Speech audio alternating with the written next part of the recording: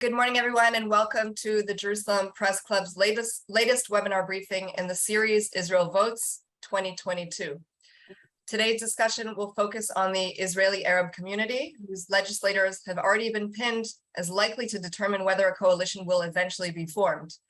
But before we get ahead of ourselves, let's try to understand first the current trends in the community, who they're voting for, and why.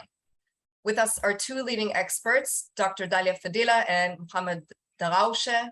Dr. Fadila is the founder and director for Q Schools, private schools for teaching English, the co-CEO of the NGO Atidna, and a consultant for the Ministry of Education. In the past, she taught at a number of tertiary education institutions. Mr. Darawshe is the director of the Center for Shared Society at Givat Chaviva and a research fellow at the Hartman Institute in Jerusalem, as well as the Robert Bosch Academy. He has served as an advisor in several capacities at the Prime Minister's office. Thank you both for joining us this morning. Thank you. So each of you has prepared a short opening, I understand, and after that we'll explore some of the questions at hand. Dalia, ladies first. Now, speaking about the elections and speaking about the trends of voting among Arabs inside Israel, I thought I should start with some historical overview of how things are managed in terms of localizing and nationalizing voting. To start with, at most, voting patterns or leadership patterns among Arabs inside Israel have moved throughout different stages. It started being a totally based on family structures. The 50s, the 60s, even the 70s were based on family structures where the father of the community or the father of the family or the biggest family is usually the leader of the community or the leader of some neighborhood where there are different neighborhoods according to different families. So we had a leadership based on family structures and practically a patriarchal pattern of leadership. When the state of Israel started, and especially after during the 60s, those heads of families were turned into muhtars. The muhtar is kind of the mayor of the community, where the muhtar moved from being the head of the family into the head of the community, and the muhtar, which is like a mayor in traditional language. Now, during the 70s and 80s, a political leadership started to emerge, and the political leadership that started to emerge had different kind of directions. One direction of leadership is being integrated into a Jewish party and going into the Labour Party at most, and becoming more into that direction, promoting integration of Arab leaders inside existing Jewish parties. There was another trend, which is the joint Arab and Jewish, Rokach and later on the Israeli Communist Party, which is a joint Arab and Jewish leadership. Now, you have the third trend, which is the all-nationalist Palestinian leadership emerging also during the 70s and the 80s. Balad and the Ard movement and so on. That, of course, emerged more and more into towards the October 2000 and the crisis of the October 2000. And that caused kind of a crisis in leadership as well, and emerged into an ongoing crisis. What we witness today among leaders is kind of confusing. This is my perspective. It is no longer the family structured based on a kind of political leadership, although on a local level, still election for municipalities inside the Arab community is very much based on the big families voting and electing the mayor. However, on a national level, what happened is a kind of a chaos, in my perspective, I would say. A kind of a chaos that I would say, first of all, by negation, no longer based on families, no longer based on muhtar kind of a structure and relationship to the state, no longer based on some pure nationalism, and no longer based on integration.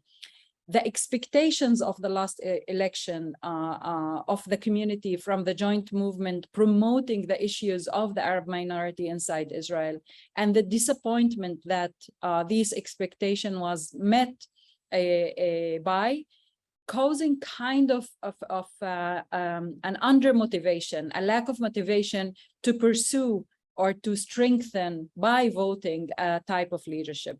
It's kind of how would I say, an atmosphere of uncertainty, whether one can promise like the joint movement and deliver, which was again met by disappointment, which another type of leadership can go and really be there as it claims to be. Now, Sami Shehadi is claiming for pure kind of identity, the Palestinian nationalist identity. Is that the thing? And I'm voicing the question among the Arab community members. Is that what we really want now that we seek integration, that we seek a development of structures and infrastructure inside the Arab community, that we are seeking employment of Arab men is shortly comes to 60%. The employment of Arab women inside Israel sometimes drops to 80% unemployed Arab women inside Israel. This is what we really want? Does that reflect the 20% of in the Technion, the higher technological institute inside Israel, who are Arabs? Is that pure nationalistic anti-Israel party? Is that really what we need? And I think part of the confusion is that Sami Shehadi is kind of succeeding to confuse the Arab community inside Israel, is that with all the practical day-to-day movement of the community towards being part of the medical force inside Israel, of the educational force inside Israel, being of the engineering, the high tech, he's as if taking them back and saying, no, you're in the wrong direction. And it's not that people are going to vote for what he represents. People are being confused what he represents. The joint movement, on the other hand, is also unclear. It's vague, still vague, not calculating in the correct or strategic way where it goes, and it's confusing the voters, especially as promised one thing and delivered another. We come to Mansour Abbas and what he represents, which was the clearest of all, by the way, which was the only clear line that was proposed, and none, despite the fact that he is leading a clear line. But people are confused, not because of what he's leading, but because of the buzz around him, the noise of other parties around him, accusing him being in the wrong direction. So all in all, if I want to sum how things are going inside the Arab community, inside Israel, I would say confusion among the voters, not knowing exactly where to lead, because despite the fact that one of them, Mansour Abbas, is leading a clear line, but whatever goes around him and the attacks, the noise created around what he represents, making it confusing to believe that he's in the right direction. Now, one last thing to say, Arab community is not for long, is not a community that is ready to have the energy to expect or to go through longer processes. After 76 years being a minority inside Israel, people want to have, ready-made, fixed or quick solutions, because they are very much sick and bored of all the promises along the line of 76 years. This is why people now want something quick, and they don't see, they don't have the energy, or they don't think they have enough time to see how the Mansour Abbas or the other ones are going and I imagine, have a vision of the next 10 years or the next 5 years or the next 3 years. People are for the here and now. And it's something that characterizes the Arab community, is sometimes still decisions are very much based on emotions, social emotions, community emotions, personal emotions, nationalistic emotions. And as long as these emotions are strong and used, exploited by politicians, I think the clarity of vision when it comes to whom we're voting and why we're voting is not going to be achieved. Okay, thank you, Dr. Fadila. The confusion is clear. Mr. Darawshe, A, do you agree with what's been said? And B, maybe you can give us your 2 cents. Okay, actually, I'm going to start by sharing a screen, and thank you for allowing me to do that. Just 1 second, and I will have it with you. All right, this is a screen. It's basically the turnout rate, and I think this is the biggest factor that we're going to be talking about. You can see that the turnout rate in the Arab community has dropped dramatically in the last elections, mainly as a result of three major factors, I would say. You see that in 2020, in the year 2020, the turnout rate was almost 65%, and almost 1/3 of the Arab voters voted with their feet instead of voting with their hands. They walked out of the electoral system. They decided that the options available for them are not the right options. And what options did they have? They had the United Arab List, Mansour Abbas. They had the joint list led by Ayman Odi, and also including Balad and including Ahmad Tibi. And they had the Israeli Jewish Zionist political parties, who also had their own share. In the last elections, almost 81% of Arab voters out of the 44.6% out of this number, 81% of them voted for the Arab political parties, and almost 19% voted for the Jewish political parties. Out of the total 44%, again, also if we can slice them into more detail, 21% of that was for the joint list, 16% was for the United Arab List, and the remaining, as I mentioned, went to Jewish political parties. And mainly, I would say that 38% that voted for the joint list and the United Arab List, I would call them in the last elections the most faithful voters. The most faithful voters that still voted in the Arab community. In 2015, the turnout rate was 63%, which resulted with 15 seats in the Knesset. That was the height of representation, but that wasn't the height of participation. The height of participation was actually in 1999, 23 years ago. The turnout rate was 75%, very close to the Jewish turnout rate, which was, or the national turnout rate, which was about 78.7%. So the question is, what is making people walk out of the elections system right now? And to that, I would bring three factors. The first factor is a weakness of Arab political leadership. They promised unity in the year in 2015, and that's why they were rewarded. The jump, there was this serious jump in participation, was rewarding our political parties by saying, okay, if you unite, we will give you this sense of support. They disunited, so they dropped to 49%. They united again, they got to 64% again. And now they're split, so the Arab public is saying, we don't see really the big differences in your agendas. Most of your perspectives and positions that you represent in the Knesset are pretty much the same.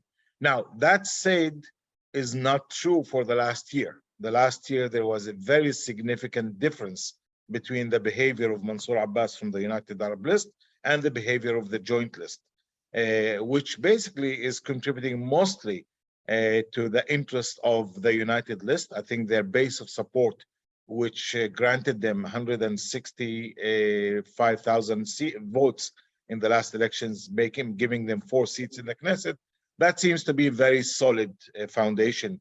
And it seems that there's no danger for the United Arab List. Now, with the joint list, which received 212,000 votes, 215,000 votes in the last elections, one, they split themselves, with Balad splitting out of the 3-party joint list that we had in the last elections. And polls from the weekend basically showed that the joint list with Ahmad Tibi and Ayman Odi is probably going to still get their faithful voters, which are equivalent to about 4 seats in the Knesset. Balad is reaching somewhere around 1.1% of the total vote, in Israel, which is not definitely not enough. You need to get 15% of the Arab vote to be able to get into the Knesset, and they do not seem to be, touching even 4%. The ideological base, the faithful base of Balad is less than 4%. Interestingly, if you compare what Balad are getting this week versus what they were getting last week they were getting about 2.4% in polls. This week they dropped to 1.1%. So the first was sort of a knee-jerk reaction of compassion with the Sami Abu Shhadi and Balad, because he presented himself as the victim of the negotiations that went bad, and many people sort of went and supported him. But then they listened to the alternative story, which Khadash, Ayman Odeh, and Ahmed Tibi provided, and basically they confiscated from him the victimhood. And he went back to his real size of being somewhere around 4 or 5%. That said, I must remind us also that in the past, Balad did reach as high as 13% of the Arab voters. So if they are able, but they were never alone. They had other political parties that were with them, and their real size is now shrinking to somewhere around 5 to 7% of the Arab community. So it means that we are probably going to end up, if as things look right now, we're probably going to end up with 4 seats in the Knesset. I'm ending the sharing here. With the 4 seats for the joint list, 4 seats for the United Arab list. That's down from 10. We're now down to 8. But with different ideological approach, which seems to be more in line with the Arab public. The Arab public, in a poll that was produced by Makan radio station, the Arabic leading radio station, showed that almost 57% of Arab voters, 57%, want the Arab political parties to be in the coalition. And when the joint list, before splitting in the week ago or 2 weeks ago, they were saying we will not go into a coalition, which means that they were not talking to their voters base.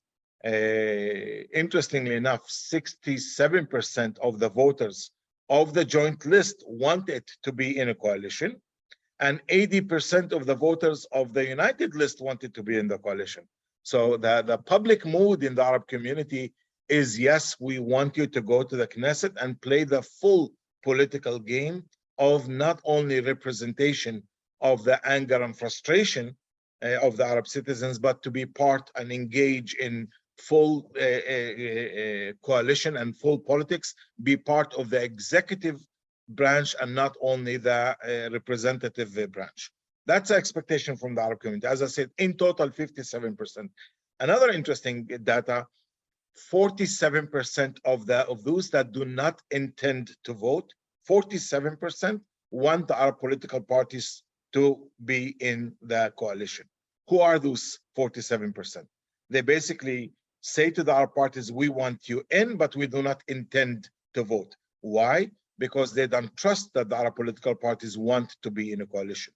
That's the weakness of the relationship between the Arab political parties and their own voters. And that, as I said, is represented with the drop in turnout rate that we had between 2021 and 2020.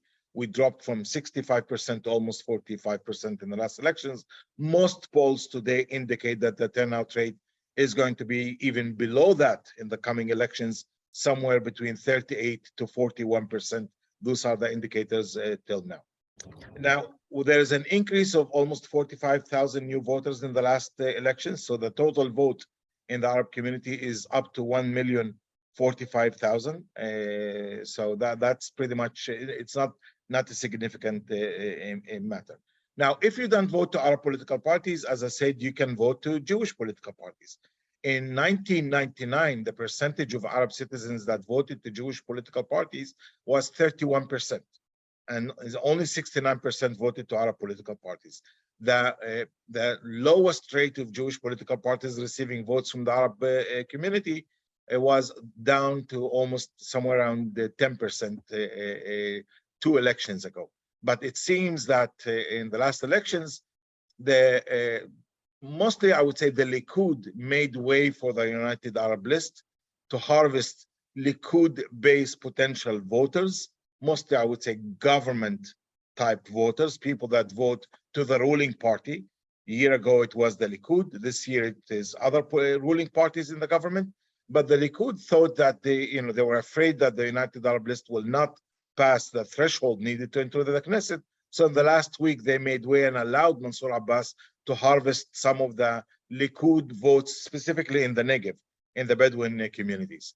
I don't think the Likud is going to do this trick again with Mansour Abbas. They're going to fight him to the last vote because they think that he's more likely to be with a center-left type of government and not center-right type of government. In the past, they thought that he's more likely to be part of the center, only part of the center-right government. And he proved in the last elections that his lineage, he leans more towards the center-left and not center-right.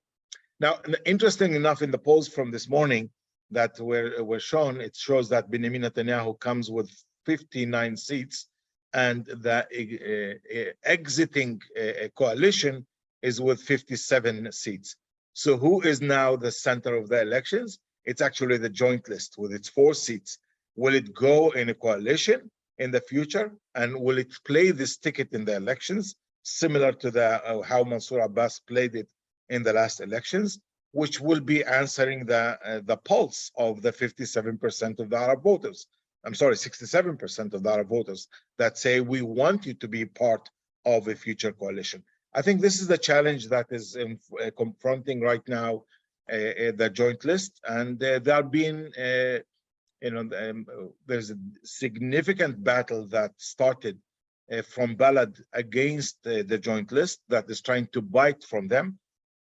Clearly, by now, it's nibbling about 1 seat from the actually 2 seats. The joint list was with 6. Now they're dropping to somewhere around 4. But as I said, their faithful base remains around the 4 seats, and that doesn't seem to be shaking any seriously. And then the question again, I want to go back to my main question and end with it, is what's going to be the relationship between the Arab community and the center-left Jewish political parties who benefited a great deal from the Arab community in the last elections. 19%, almost a third went to the right-wing political parties, mainly the Likud and Shas and so on, but almost 2/3 went to Yesh Atid and Meretz and Labour Party, mostly center-left.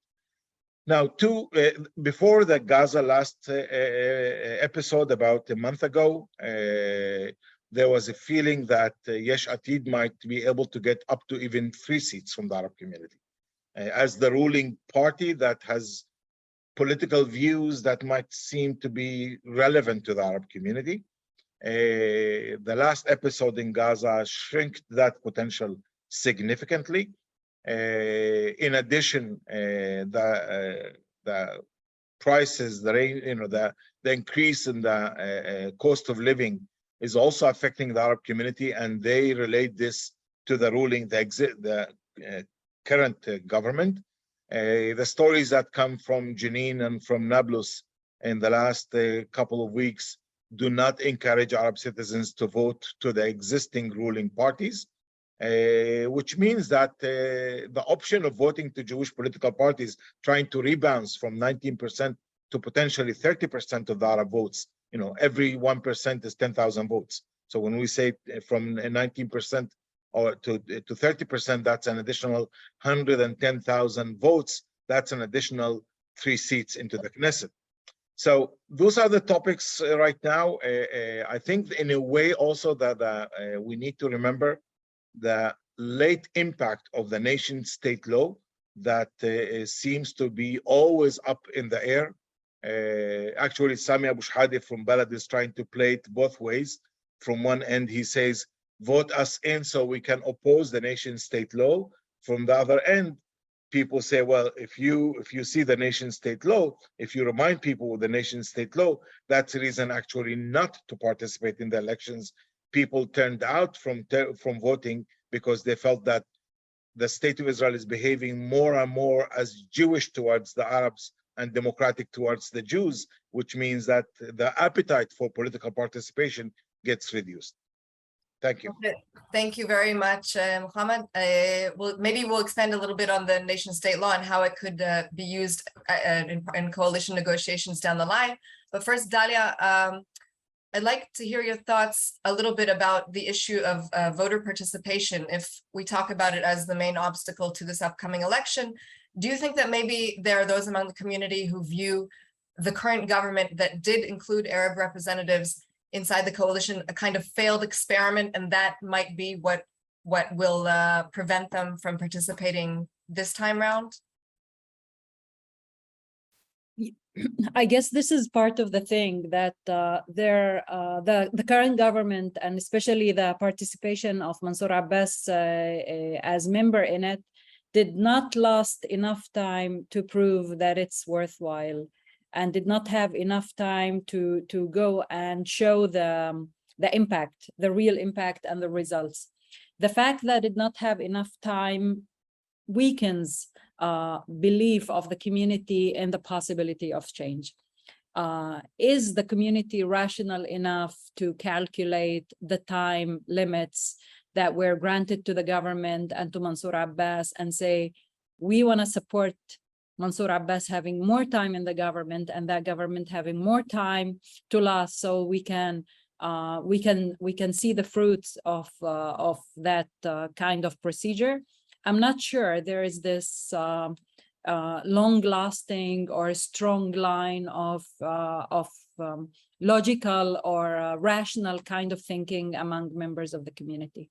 I'm not sure there is such a line of rational thinking. However, on the other hand, I would go back and say the confusion, the clashing patterns of leadership in between Mansour Abbas on the one hand, Sami Shehadi, Ayman Audi, so many levels, clashing patterns of leadership, internally clashing. They're clash one with the other, claiming victimhood or agency. Now Mansour Abbas is good enough to claim agency and not victimhood. However, Ayman Audi and Sami Shehadi are competing on who is most victim of, more victim of the other, which is taking us back to the victimhood mentality that we're trying to get rid of from inside the community. Now, in between agency, claiming agency on the one hand, and thinking rationally that we need more time and the voters should go and grant more time to the government and to Mansour Abbas to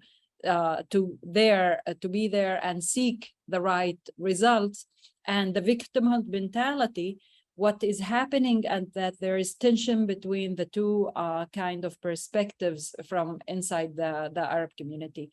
If you ask me personally, can I foresee or can I see ahead what is going to happen? I'm not sure. Statistics and surveys are going up and down on participation. Maybe 2 days before we will have a shift.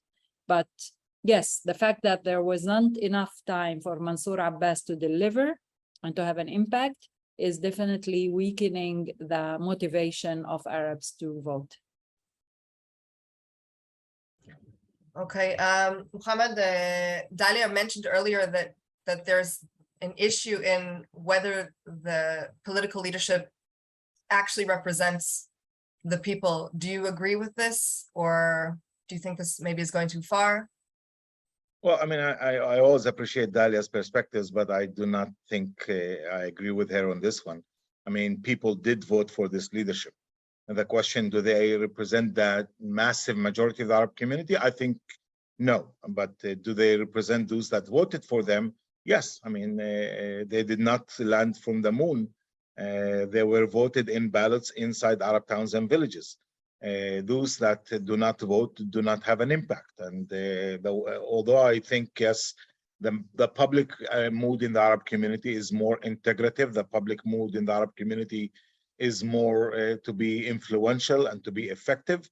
That is not represented in the ballots, but those that are more politically active are the ones that engage and select the politicians. Now, yes, there is a gap between all of the indicators of what the people want in the Arab community versus the agendas of most of the politicians. So, you know, we saw, for example, we see the agenda of Balad, which was pretty much the dominant agenda in the joint list since it was created, since 2015. Since 2015, Balad has pretty much controlled the agenda of the joint list, which was always trying to refrain from full engagement, prevent it from full engagement. This is the reason why the Islamic movement, Mansour Abbas, and the United Arab List split from the joint list. And basically, it was limiting their capacity to play the full political game in the Knesset and in the coalition and in government making. Now, Balad, when it split out, we see that its real size is barely 4 or 5% of the Arab citizens. But that 4 or 5% was managing the agenda of the Arab politics over the last 7 years. So, but again, was he voted in? Yes, he was voted in. He was a legitimate elected leader, but he manipulated very well the joint list over the last 7 years that made it almost incapable to be able to be representative of the remaining 95% of the Arab community. That said, also that 95% is not solid 95%. You know, within Hadash itself, there are also voices that are very similar to the voices of Balad. We know that what's called the wing of Mohammad Darawshe, the previous leader before Ayman Odi, he's more radical in his perspectives regarding engagement in national politics in a way that I would call it constructive and engaging, and he's trying to always limit Ayman Odi and his capacity for moving on through his position today as the head of what's called the Arab Follow-up Committee, which is mostly led by that branch of Hadash and the northern wing of the Islamic movement headed by Sheikh Raed Salah. So they keep pulling Hadash back into, I would call, more radical perspectives or non-engagement positions. Now, the decision of Ahmad Tibi and Ayman Odi to actually exclude Balad in the joint list, I think is a card that hasn't been played yet. There's a rumor that I tend to believe that this was done in coordination with Yair Lapid to put the joint list, to put Ahmad Tibi and Ayman Odi in a position that they can be part of a future coalition. The polls indicate today that they are the kingmakers now. And if they play this ticket in the elections, that will tap into the public mood that says we want in. And then it will be a real battle between them and the United Arab List, Mansour Abbas. And that actually might end up bringing the turnout rate to higher places. In order to make this happen, I think we need a scenario that shows that this is realistic, that the joint list has a realistic potential. It's not only that they want to be in, but that they will be invited in, which means that the Arab community today is waiting to hear what Lapid has to say, if he's willing to have the joint list also in his future coalition, what Labour Party has to say in this matter, what Benny Gantz has to say in this matter. So it's not only, the Arab community is not only waiting for the Arab members of the Knesset to talk, but they're waiting also for the leadership of the center left in Israel to say, we're back in the game of inviting the Arab political parties for full participation. Thank you. I think we have time for one more question for each of you, as we have promised to let you go at some point. Dalia, Mohammed already spoke about the Palestinian issue in terms of the security situation over the last few months being a factor in voting here. One journalist is asking whether you think that the events of May 2021, in which we saw also violence on the streets in Israeli towns specifically, have these events shaped the Arab public approach in terms of the political system and these elections, do you think? like events of May, sorry for the reaction. Events of May, when we talk about the Arab violence. Events of May were a very complex event, very, very complex event. They have internal issues and external issues.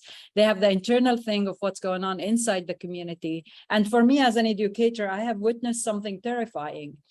The terrifying thing is, according to many statistics around the events of May, 40% of the Arab community of young people in between ages 13 and 18 are at risk, dropping out of schools, purposeless, have nothing to do. And 30% when it comes to young Arabs, male Arabs between the ages of 18 and 25, they are also purposeless, not studying and not being employed.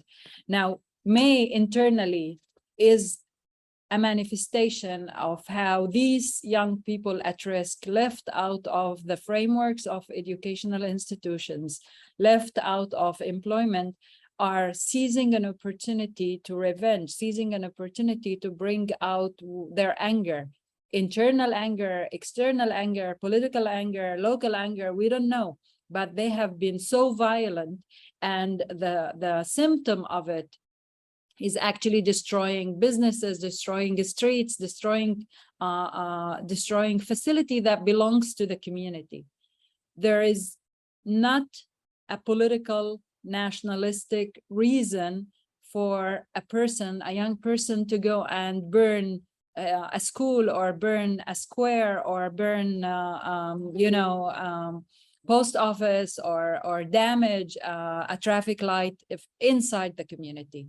The one explanation for it is that these kids have taken all the anger, and what helped them take all the anger at their communities is the fact that it is all beautifully wrapped with the nationalistic Jewish Arab issue and government minority issue. That brings me to the other side of it. The other side of it is a trust between government and minority, trust between Jews and Arabs. Have this been fractured? Yes. Have this been even more weakened than before? Definitely. The behavior of the police when it comes to young Arabs, the behavior of the government when it comes relating to, or justifying, or trying to understand why there is what's happening is happening. The fact that the community did not feel that there is a certain amount of identification, or a certain amount of understanding, or trying to understand, of what's going on within the community, or the relations of Arabs and Jews, is also weakening the trust that the minority have with the government. And eventually it also affects the voices that being heard among people in the Arab community, is that why should we vote? Eventually we're at the same place, and they are at the same place. It's us and them, and nothing is gonna change. These two things coming together need a very courageous leadership to lead a line of, yes, we understand how complex it is to be a minority inside Israel, yet it is our benefit and it is our future to go ahead and seek integration and be part of.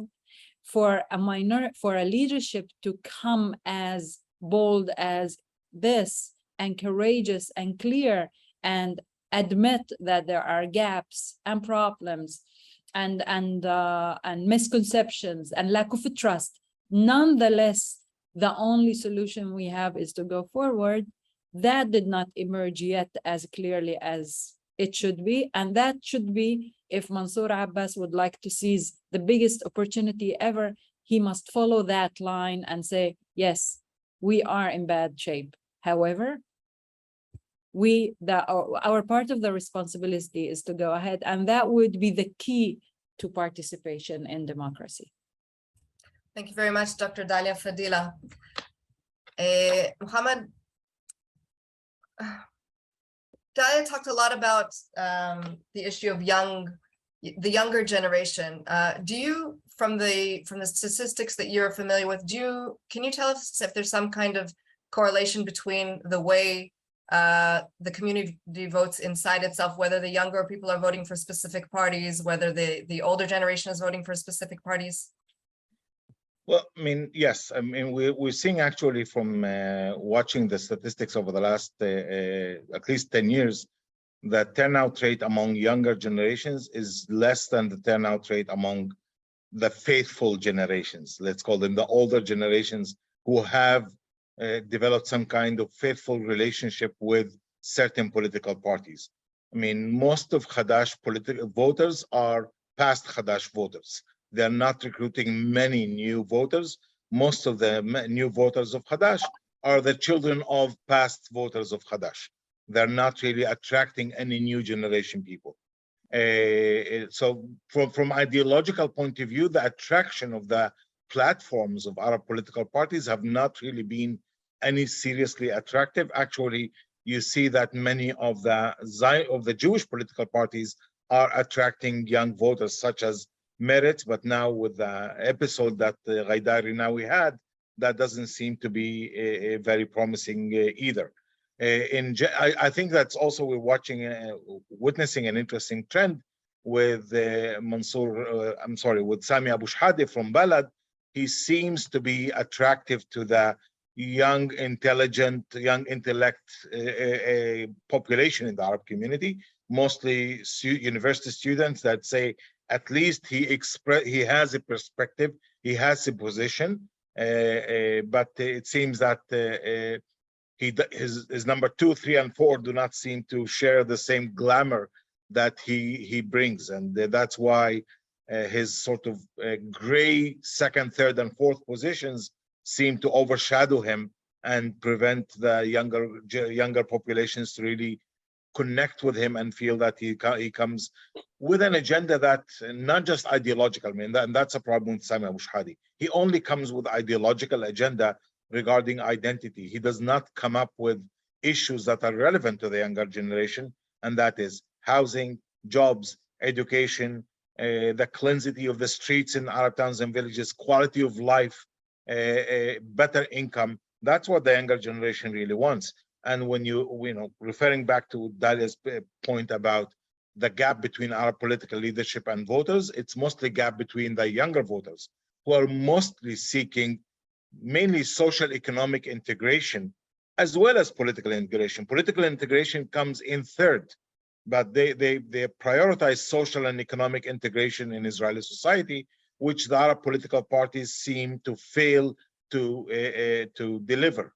I mean, Mansour Abbas, as Dalia presented, has been trying to actually deliver the political integration component, but maybe because of time and maybe because of lack of capacity or lack of experience, he did not deliver the social economic capacity. He did not come in with a solid group of professionals that could milk the government for results and not just promises. He got a lot of promises, but he couldn't get results. In complete contradiction, for example, from the period when Rabin depended on Arab political parties between 1992 to 1996, already in the first year of the Rabin government, he implemented 16 out of his 28 commitments to the Arab political parties that supported his coalition in the first year. In the case of Mansour Abbas, he didn't get, first of all, he didn't get a list of 28 promises. He didn't get a real agreement, a written agreement with the government, which seems to put him in some kind of a naive place of how politics is run in Israel. If you want to be part of the coalition, you need to sign a contract. You need to sign an agreement. He didn't sign an agreement, and he counted on the goodwill of the political leaders of the coalition. And we saw how the goodwill of Shaked played him like a little baby when it came to the issues of connecting homes to electricity or approving zoning plans or things that are important to the Arab community. And he actually came out looking like naive in his performance instead of being able to deliver. Mohammad, one final question to you. When we conducted this conversation about a year ago, you actually gave us an exclusive that you were running for the elections themselves, but of course we're after the submission of the list, so this is no longer relevant. But could we see you come back into the game, perhaps in the 2023 election? You're counting in 2023. I don't know yet. I decided this elections campaign is, we're not organized enough. I also realized that the mission is too big for small team to manage. We were a very small team that ran in the last elections. Less than 2.5 months campaign. We did score up to 2.4% of the public vote in the country. That's what polls gave us, which was about 12% of the Arab voters. And 10 days before elections, we folded because we didn't want to endanger. We tried to guide our voters to vote, but unfortunately, as now we measured it, almost 90% of our potential voters chose not to vote, which means that, as I mentioned earlier, the alternatives offered today seem not to be attractive. I understand. Okay, well, don't forget to vote. Mohammad Darawshe. That I'll do. Dr. Dalia Fadila, thank you so much, both of you, for your time, and we look forward to seeing the results.